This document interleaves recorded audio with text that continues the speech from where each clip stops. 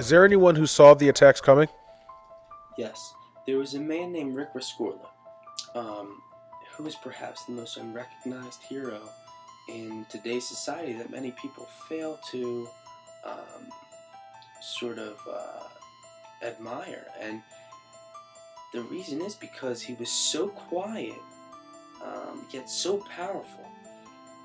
What he did was, this man was a security worker in the World Trade Center, and what he did was, before 1993, he told everyone in the World Trade Center, there's a possible attack that might happen, and people said, that's nonsense, this and that.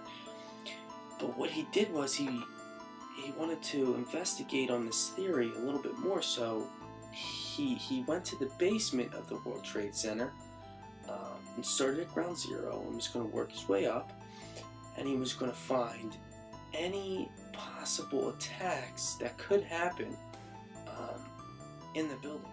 So when he started at ground zero, he saw this garage thing, and the scene he described was trucks driving in and out.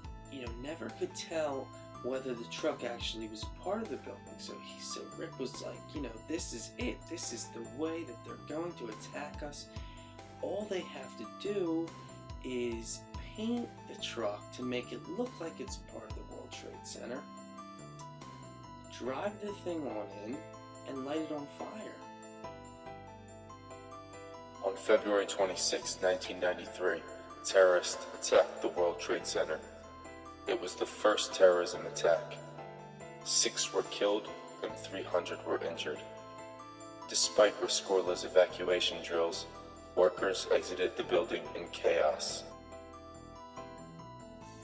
We didn't anticipate that in the United States. I mean, we always felt, I think, secure. Nobody could attack us on our land. I think Rick knew that that was a false belief, to think that we were untouchable. As the destruction was getting repaired, Team Rescorla was preparing for another attack. He devised evacuation routes that were often practiced in fire drills. Never for 1 minute was Rescorla thinking of himself.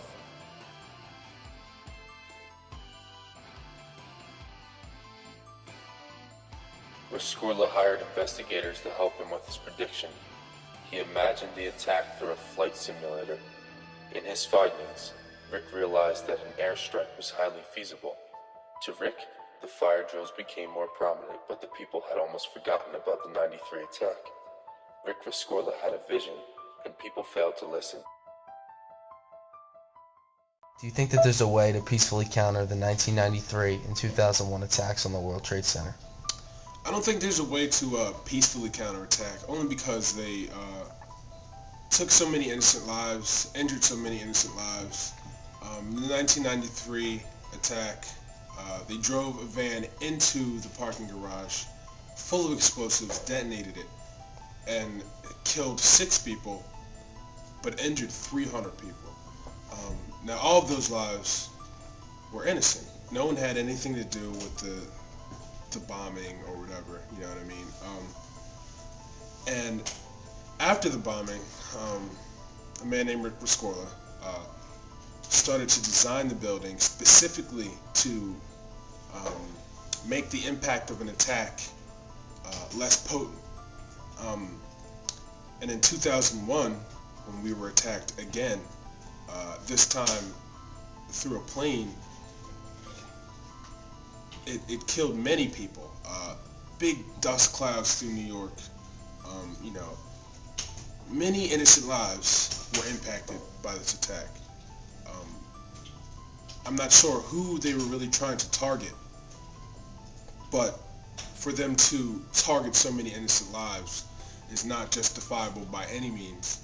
And in my eyes, there's no peaceful way to counter that. The only way that could be countered is by a bigger retaliation from America. On September 11, 2001, the World Trade Center was attacked once again, this time by plane. A man named Rick Rescorla at the time was in charge of security at Morgan Stanley Dean Witter, a larger financial institution at the World Trade Center. On 9/11, Rick went back in the building to save everyone and sacrificed himself. He saved 2,700 lives in the biggest financial institutions.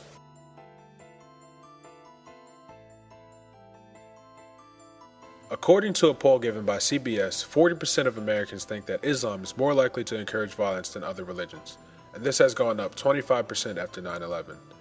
Prejudice toward most minority groups has declined in recent decades, but Muslims are an exception. They are viewed as much less favorable than most other religions and racial minorities. Today's popular media is much responsible for the aggressive feelings towards Muslims. Today, I ask that you take a moment of silence to remember Rick Rescorla and others who died in the World Trade Center in 1993 and in 2001. You are forever in our hearts.